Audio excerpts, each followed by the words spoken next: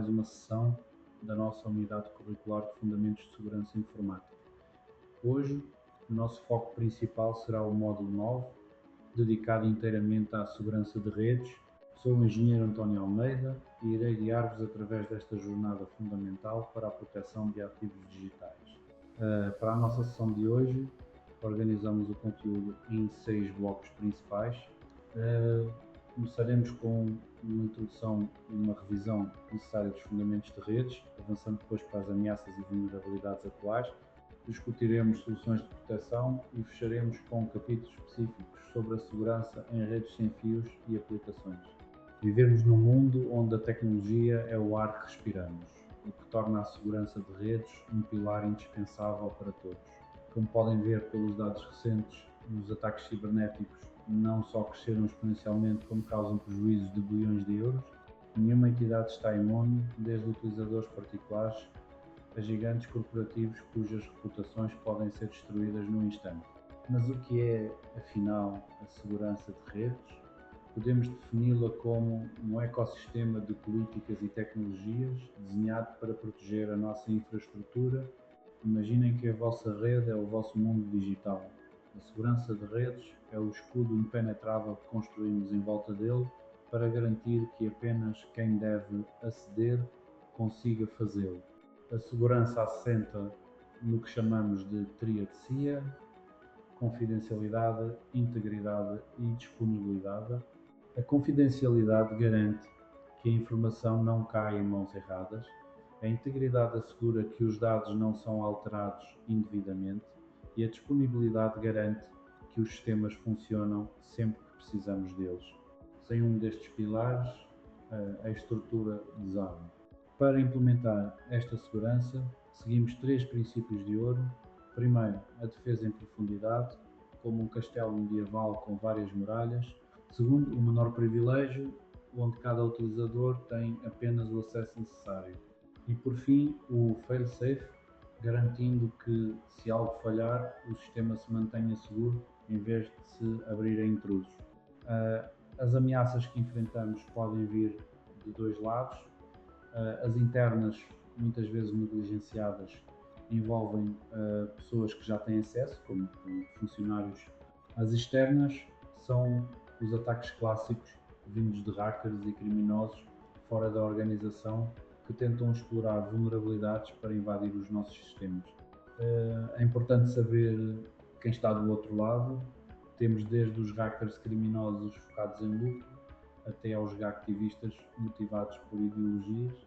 Passamos pelos insiders, que conhecem a casa por dentro, os script kiddies, que usam ferramentas de terceiros sem muito conhecimento, e até espiões cibernéticos que atuam a nível governamental. Um incidente de segurança não é apenas um problema técnico, é um problema de negócio. O impacto pode ser financeiro, através de roubos ou multas, reputacional, perdendo a confiança dos clientes, e legal, podendo levar a processos judiciais severos devido a violações de privacidade. Para ilustrar a gravidade, olhamos para exemplos recentes de 2024. A Apple teve dados de parceiros expostos. A Microsoft viu contas de executivos seniores serem acedidas por espiões russos, e a Meta continua a lutar contra campanhas massivas de phishing. Isto prova que, mesmo com recursos ilimitados, a vigilância deve ser constante. O cenário atual é desafiador. A Internet das Coisas, IoT, trouxe bilhões de dispositivos novos e frágeis às redes. A computação em nuvem e a inteligência artificial mudaram as regras do jogo, tanto para quem ataca como para quem defende, e acima de tudo, enfrentamos uma escassez global de profissionais qualificados nesta área. Antes de avançarmos para as defesas complexas, precisamos de falar a mesma língua. Vamos rever rapidamente os fundamentos de redes, pois é impossível proteger aquilo que não compreendemos na sua base. Este conhecimento sólido é o alicerce de qualquer estratégia de cibersegurança eficaz. Classificamos as redes pela sua dimensão geográfica. Temos as LANs, que são locais e rápidas como a rede da vossa casa. as MANs, que cobrem cidades, e as WANs, de longa distância, sendo a internet o exemplo máximo. Cada escala exige protocolos e cuidados de segurança diferentes. A topologia, ou a forma como ligamos os cabos e dispositivos, também conta. A topologia em estrela é a mais comum hoje, mas para alta disponibilidade e redundância, a topologia em malha, mesh, é a rainha, embora seja mais cara e complexa de gerir. Não podemos falar de redes sem modelo OSI. Ao dividir a comunicação em 7 camadas, conseguimos aplicar segurança em cada nível, desde a proteção física dos cabos na camada 1 até a encriptação e autenticação na camada 7, junto ao utilizador. De forma mais prática, o modelo TCP/IP resume a comunicação a 4 camadas. Na segurança, isto permite-nos ser específicos, protegemos as aplicações com HTTPS, garantimos a integridade no transporte com TLS e usamos firewalls para filtrar o tráfego nas camadas inferiores. A identificação na rede é feita pelo endereço IP, enquanto o IPv4 ainda é muito usado, mas está esgotado, o IPv6 oferece um espaço quase infinito. Compreender estes endereços é vital para saber quem está a aceder à rede e para segmentar o tráfego de forma eficaz. O subnetting, ou criação de subredes, é uma técnica de segurança poderosíssima. Permite-nos isolar departamentos ou tipos de dispositivos. Se um segmento da rede for atacado, o isolamento impede que o invasor se mova lateralmente para o resto da infraestrutura, protegendo servidores críticos. Os protocolos são as regras do jogo. O TCP é como uma carta registada que garante a entrega. O UDP é mais rápido, mas sem garantias, usado em streaming. Temos ainda o HTTP para web, FTP para ficheiros e SMTP para e-mail. Conhecer cada um é saber onde podem existir vulnerabilidades. O hardware também dita a segurança. Switches e routers modernos oferecem funcionalidades de filtragem e gestão de tráfego que os antigos hubs não permitiam. E escolher o equipamento certo é o primeiro passo para uma rede resiliente e controlada. A maioria das comunicações segue a arquitetura cliente-servidor.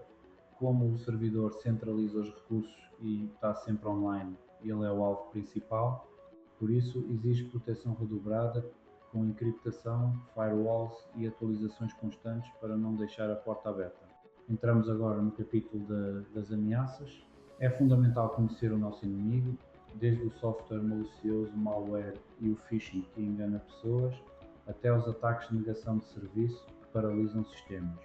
Vamos detalhar cada um destes perigos agora. O malware é o nosso inimigo silencioso. Engloba vários tipos de programas criados para danificar ou roubar. Vírus, worms, trojans e o temido ransomware são apenas alguns exemplos. A detecção precoce é a única forma de evitar que estes programas tomem o controle da rede. Os vírus são oportunistas, precisam de se ligar a um ficheiro legítimo e da ação do utilizador para se espalharem. Eles consomem recursos, corrompem dados e podem ser travados com bons antivírus e, acima de tudo, com utilizadores bem formados e atentos. Já os worms são mais autónomos. Eles não precisam de um ficheiro hospedeiro e espalham-se sozinhos pela rede, explorando falhas de sistema. Podem paralisar uma empresa inteira em minutos por congestionamento, tornando as atualizações de sistema e firewalls de defesas críticas. O cavalo de Troia, ou Trojan, baseia-se no engano. Parece um software útil, mas esconde uma funcionalidade maliciosa que abre uma porta das traseiras no sistema. Educar os utilizadores para não descarregarem software de fontes duvidosas é a melhor proteção aqui. O spyware é o espião invisível. O seu objetivo não é destruir, mas sim observar e recolher passwords, dados bancários e hábitos de navegação. Funciona silenciosamente, enviando as suas informações para criminosos sem que perceba qualquer lentidão óbvia no sistema. O adware pode parecer apenas irritante com os seus pop-ups e banners, mas é um risco de segurança. Muitas vezes rastreia a sua atividade e pode ser a porta de entrada para malwares mais graves através de redirecionamentos para sites maliciosos. O ransomware é o pesadelo das organizações modernas. Ele sequestra os seus dados através de encriptação e exige um resgate. A prevenção é a chave. Backups regulares e offline, filtros de e-mail e software de proteção de endpoint são essenciais para não ficar refém. O phishing não ataca apenas o código, ataca a mente. Através de e-mails ou sites falsos que parecem legítimos, os criminosos manipulam utilizadores para revelarem segredos. A autenticação multifator, MFA, é uma das melhores defesas contra este tipo de engenharia social. Um ataque DDoS não tenta roubar nada, tenta apenas fechar a porta. Ao inundar um servidor com tráfego massivo vindo de redes de computadores infectados, isso torna-se inacessível. Mitigar isto exige balanceadores de carga e serviços de filtragem anti-DDoS. No ataque Man in the Middle, o invasor coloca-se silenciosamente entre o utilizador e o servidor. Ele pode ouvir ou até alterar a conversa. A utilização de VPNs e protocolos encriptados como o HTTPS é o que nos permite comunicar em segurança nestes cenários. Spoofing é a arte da falsificação de identidade digital. O atacante finge ser um endereço IP ou um site DNS confiável para ganhar acesso. Há a verificação rigorosa de identidade e a encriptação de dados são as barreiras que impedem que estes disfarces funcionem. A força bruta é a persistência pura. Ferramentas automáticas tentam milhões de combinações de passwords até acertar. Protegemos com passwords complexas, políticas de bloqueio após tentativas falhadas e, mais uma vez, a autenticação multifator. Os ataques de injeção, como SQL Injection ou XSS, exploram falhas na programação de aplicações. Eles inserem comandos maliciosos onde deveriam estar apenas dados de utilizador. A solução passa por boas práticas de desenvolvimento e validação rigorosa de todos os dados que entram no sistema. Nunca subestimem as ameaças internas. Pessoas com acesso legítimo podem causar danos por malícia ou simples erro. O princípio do menor privilégio e a monitorização constante de logs são fundamentais para detectar comportamentos anómalos dentro da nossa própria casa. As vulnerabilidades podem estar escondidas em qualquer lugar, software desatualizado, portas abertas desnecessariamente ou configurações padrão de fábrica. Auditorias frequentes e testes de intrusão são necessários para encontrar estas brechas antes que os criminosos as encontrem. Falhas de software são inevitáveis, mas a forma como lidamos com elas faz a diferença. Um bug pode ser a porta de entrada para um invasor. Aplicar patches ou correções de segurança assim que são lançados é uma obrigação para qualquer administrador de sistemas sério. As passwords fracas continuam a ser o calcanhar daqueles da segurança. Combinações simples são descobertas em segundos. Devemos exigir complexidade e, acima de tudo, utilizar gestores de passwords e MFA para garantir que uma password roubada não signifique uma conta comprometida. Configurações incorretas são um erro comum. Deixar serviços ativos que não são precisos aumenta a superfície de ataque. O processo de hardening serve precisamente para fechar todas as portas desnecessárias e ajustar o sistema para o seu estado mais seguro possível. A falta de atualizações é como deixar janelas abertas numa casa com alarmes caros. A gestão de patches deve ser uma prioridade, idealmente automatizada, para garantir que as vulnerabilidades conhecidas são corrigidas antes de serem exploradas. A engenharia social prova que o elo mais fraco é quase sempre o humano. Os criminosos são mestres da manipulação. Criar uma cultura de cibersegurança e sensibilizar os colaboradores para desconfiarem de pedidos invulgares é tão importante como qualquer firewall. Não esqueçamos o mundo físico. De nada serve a melhor encriptação se alguém puder entrar na sala de servidores e levar o disco rígido. Controle de acessos, câmaras e até proteção contra incêndios fazem parte da estratégia de segurança de redes. Muitos protocolos de rede foram criados numa era em que todos eram confiáveis. Hoje, protocolos como DNS ou SNMP básico são vulneráveis. Devemos sempre optar pelas suas versões seguras, como o DNSSEC ou o SNMPv3, que incluem camadas de autenticação e integridade. Até o hardware pode falhar. Avarias em routers ou switches podem causar interrupções críticas ou comportamentos imprevisíveis. Utilizar hardware certificado, redundância e manter o firmware atualizado ajuda a minimizar estes riscos físicos e técnicos. Vamos fazer uma pausa para testar o que aprendemos. Analisem estas três questões sobre os pilares da segurança, as camadas do modelo SI e as vantagens da topologia em malha. Pensem na resposta mais adequada baseada no que discutimos até agora. Aqui tem a solução. Os pilares são a confidencialidade, integridade e disponibilidade. HTTP e FTP funcionam na camada de aplicação e a grande vantagem da malha é a alta redundância e confiabilidade. Acertaram em todas? Continuando o nosso pequeno quiz, qual a técnica para dividir redes IP? Que ataque falsifica o IP? E qual a grande diferença entre vírus e worms? Estas nuances são fundamentais para o exame e para a vida profissional. A solução é clara, usamos o subnetting para dividir redes, o spoofing é o ataque de falsificação de identidade e a diferença crucial é que os worms se propagam sozinhos, sem precisar de ficheiros hospedeiros. Muito bem. Última ronda de perguntas. Como mitigar ransomware? O que distingue o TCP do UDP? E por que motivo o DNS antigo é vulnerável? Estas questões tocam em pontos muito práticos da gestão de redes moderna. As respostas corretas são backups e atualizações para o ransomware, a garantia de entrega para o TCP e o facto de protocolos antigos terem sido desenhados sem segurança em mente. Agora que revimos os conceitos, vamos às ferramentas. Para defender, precisamos primeiro de analisar. Ferramentas como o Nessus ou OpenVAS fazem varrimentos automáticos em busca de falhas. Elas mostram-nos onde estão as janelas abertas na nossa fortaleza antes que o atacante as encontre. Firewall é a nossa primeira linha de defesa. Funciona como um porteiro inteligente que decide o que entra e sai com base em regras. Pode ser implementada via hardware ou software e é essencial para filtrar o tráfego indesejado. Quanto ao formato, as firewalls de hardware são equipamentos dedicados, ideais para proteger toda uma rede empresarial com alto desempenho.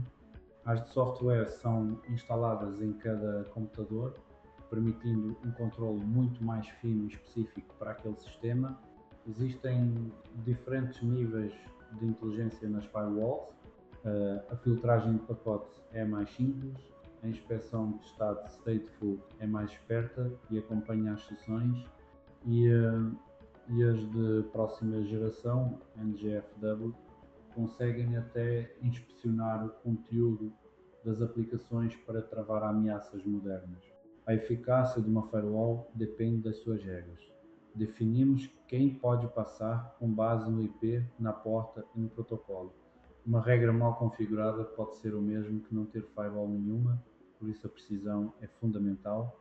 Ao configurar, seguimos o princípio do menor privilégio, bloqueamos tudo por padrão e permitimos apenas o estritamente necessário. É um processo cuidadoso de definir o tráfego essencial e fechar todas as outras portas ao desconhecido. Uma firewall não é instalar e esquecer. Exige atualizações constantes, monitorização de logs para detectar tentativas de intrusão e auditorias regulares para garantir que as regras antigas ainda fazem sentido e não criam brechas de segurança. Temos excelentes opções no mercado. Soluções comerciais como Fortinet e Cisco oferecem suporte profissional e funcionalidades avançadas. Por outro lado, soluções open source como pfSense são extremamente poderosas e flexíveis para quem tem conhecimento técnico. O NAT, além de poupar endereços IP, funciona como um escudo. Ele esconde os IPs reais dos computadores internos da rede, dificultando que um atacante externo consiga visar um dispositivo específico diretamente da internet. A DMZ, ou Zona Desmilitarizada, é um conceito brilhante. Colocamos os servidores que precisam de exposição pública, como sites num segmento isolado, Se o servidor web for invadido, o atacante ainda está longe da rede interna da empresa, protegendo os dados críticos. Para uma vigilância ativa usamos o IDS e o IPS. O IDS é o alarme que detecta e avisa. O IPS é o segurança que, além de detectar, atua imediatamente para bloquear o ataque em tempo real. Ambos analisam padrões e comportamentos estranhos no tráfego. Podemos aplicar estes sistemas protegendo um servidor específico. A resposta a um incidente pode variar. O sistema pode apenas alertar o administrador, bloquear o tráfego malicioso, encerrar a ligação suspeita ou simplesmente registar tudo para uma análise forense posterior. A escolha depende da política de segurança da empresa. Configurar um IDS IPS envolve definir o que é normal e o que é suspeito. Passamos pela escolha dos métodos de detecção, configuração das ações automáticas e ajuste dos canais de notificação para garantir que os alertas certos chegam às pessoas certas. As boas práticas para IDS e IPS incluem a atualização constante das assinaturas de ameaças e o ajuste fino para evitar falsos positivos, aqueles alarmes falsos que podem causar interrupções desnecessárias no negócio. Ferramentas como o Snort e o Suricata são referências na indústria. O ZEC é fantástico para análise comportamental profunda. Estas soluções open source são a base de muitos produtos de segurança comerciais de topo. O cenário ideal é combinar firewall com IDS, IPS. A firewall faz a triagem básica e o IDS IPS faz a análise profunda. Eles trabalham em equipa. Se o IPS detecta algo novo, pode avisar a firewall para bloquear esse IP automaticamente no futuro. Passemos às redes sem fios. O Wi-Fi trouxe liberdade, mas o sinal viaja pelo ar e pode ser captado por qualquer pessoa próxima.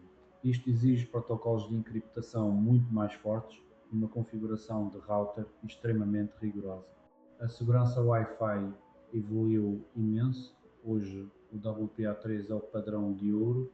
Utilizar protocolos antigos como o WEP ou mesmo o WPA original é um convite a intrusos, pois podem ser quebrados em poucos minutos com ferramentas simples. Os atacantes do Wi-Fi usam técnicas como o Ward Driving para encontrar redes vulneráveis ou o Evil Twin, onde criam uma rede falsa com o mesmo nome da vossa para roubar dados. A força bruta também é comum contra senhas de router fracas. Para proteger o Wi-Fi, usem WPA3, criem senhas longas e complexas, desativem o WPS, que é muito vulnerável, e mantenham o firmware do router atualizado. Ocultar o nome da rede, SSI, também pode ajudar a ser um alvo menos óbvio. Temos ferramentas como o Wireshark para análise e o AirCrackNG para testes de penetração. Usar estas ferramentas para auditar a vossa própria rede é a melhor forma de garantir que ela resistiria a um ataque real. A segurança não acaba na rede, ela estende-se às aplicações.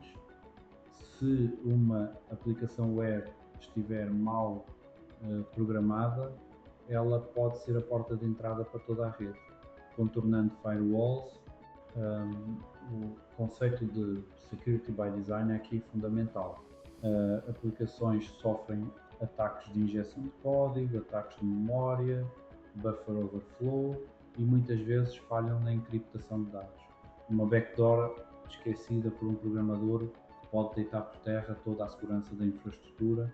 Boas práticas em aplicações incluem validação rigorosa de dados, uso de autenticação forte, sessões seguras e o uso do Web Application Firewalls, WAF. A segurança deve ser vista como um processo contínuo durante todo o desenvolvimento. Devemos testar as aplicações constantemente através de pentesting e análise estática ou dinâmica de código. A monitorização em tempo real ajuda a detectar ataques enquanto eles estão a acontecer, permitindo uma resposta rápida. Ferramentas como o OWASP-ZAP, SonarQube e Checkmarx são essenciais no ecossistema de desenvolvimento seguro. Elas ajudam a encontrar bugs e vulnerabilidades antes da aplicação ser publicada e exposta ao mundo. Vamos a mais um mini questionário para consolidar. Qual ferramenta analisa vulnerabilidades? O que faz uma firewall stateful e qual a função do NAT? Estas são perguntas fundamentais sobre as ferramentas e técnicas que acabamos de ver. Aqui estão as soluções Nestes para vulnerabilidades, a monitorização de ligações ativas para o stateful e a tradução de IPs para mascarar a rede interna no caso do NAT. Mais três questões: qual destas é um IDS? O que faz um IPS ao detectar algo? E para que serve o WPA3? Reparem na diferença crucial entre detectar e prevenir nestas respostas. O Znort é o nosso IDS, o IPS bloqueia automaticamente a ameaça e o WP3 serve para encriptar dados no Wi-Fi. Estas distinções são a base de uma boa arquitetura de segurança. Finalizando as perguntas: o que é o Evil Twin, o que significa Security by Design e o que caracteriza o SQL Injection. Estes termos são o dia a dia de qualquer especialista em cibersegurança. Soluções finais: Evil Twin é um ponto de acesso falso. Security by Design é integrar segurança em todo o ciclo de vida. E SQL Injection é a manipulação de consultas através de entradas não validadas. Excelente trabalho. Para quem quiser aprofundar estes temas, deixo aqui uma bibliografia selecionada com títulos recentes e clássicos sobre segurança da informação, riscos empresariais e cibersegurança. O estudo contínuo é a vossa melhor arma nesta área. Chegamos ao fim desta sessão sobre segurança de redes. Espero que tenham agora uma visão clara de como proteger as infraestruturas digitais. Se tiverem dúvidas ou comentários, podem contactar-me por e-mail ou telefone. Obrigado pela vossa atenção.